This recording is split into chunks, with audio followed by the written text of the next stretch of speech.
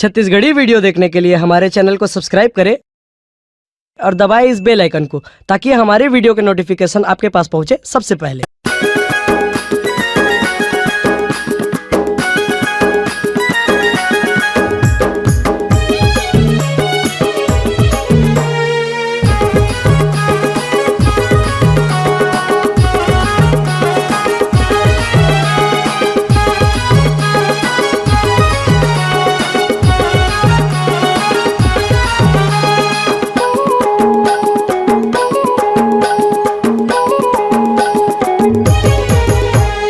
लगे हवाई डीजे हमर खाड़ा गाँव के भैया, झमाझम लाइट है बजावे प्यारे भैया। लगे हवाई डीजे हमर खाड़ा गाँव के भैया, झमाझम लाइट है बजावे प्यारे भैया। नाचे सबो संगिया जहुरिया है, अरे हाय रे औ प्रताप के डीजे बाजत है।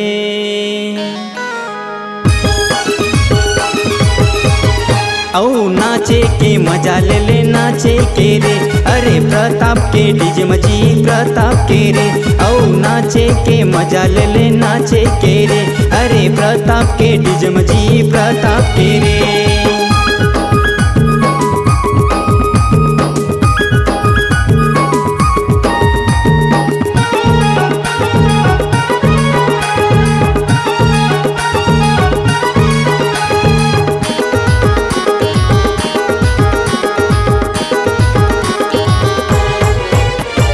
झमाझम बाजे चारों ओर शोर शोर, सर्फ के लाइट जले चकाचक अंजोर।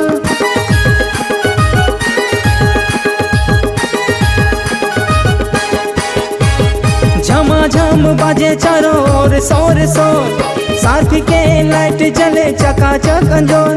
प्यारे के माया और दुलार है, अरे हाय रे नाचे के मजा ले ले नाचे के रे, अरे प्रताप के डीजे मजी प्रताप के रे। अरे नाचे के मजा ले ले नाचे के रे, अरे प्रताप के डीजे मजी प्रताप के रे।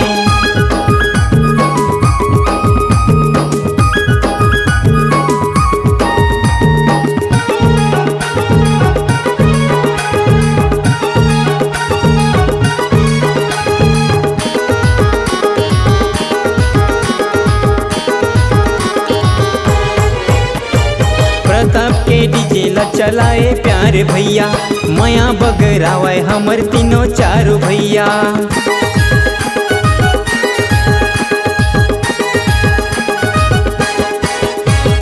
प्रताप के डीजे ला चलाए प्यारे भैया, माया बगरावे हमर तीनों चारों भैया।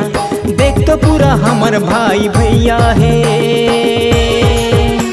अरे हाय रे नाचे के मजा ले ले नाचे के रे। आहा प्रताप के डीजे मजी प्रताप के रे, अरे नाचे के मजा ले ले नाचे के रे। आहा प्रताप के डीजे मजी प्रताप के रे।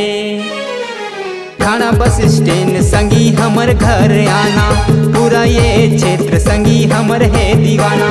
खाना बस स्टैंड संगी हमर घर आना, पूरा ये क्षेत्र संगी हमर है दीवाना। प्रताप के डीजे बाजे धूम मचा ले धूम मचा ले, सर्फ के लाइट जले धुर्रा उड़ा ले धुर्रा उड़ा ले। प्रताप के डीजे बाजे धूम मचा ले धूम मचा ले, सर्फ के लाइट जले धुर्रा उड़ा ले धुर्रा उड़ा ले। संगे हमर झूमे सितार भैया है, अरे हाय रे यदे झूम के नाचे ले झूम के रे। आहा प्रताप के डीजे मजी प्रताप के रे, यदे झूम के नाचे ले झूम के रे। आहा नाचे के मजा ले ले नाचे के रे। अगर आप अपनी आवाज को एक नया आयाम देना चाहते हैं तो चले आइए मल्टी ट्रैक डिजिटल रिकॉर्डिंग के लिए संपर्क करें HK म्यूजिक कंपनी, कोटा डबरी, चांपा। छत्तीसगढ़। मोबाइल नंबर है 9329238487 और 8085380339।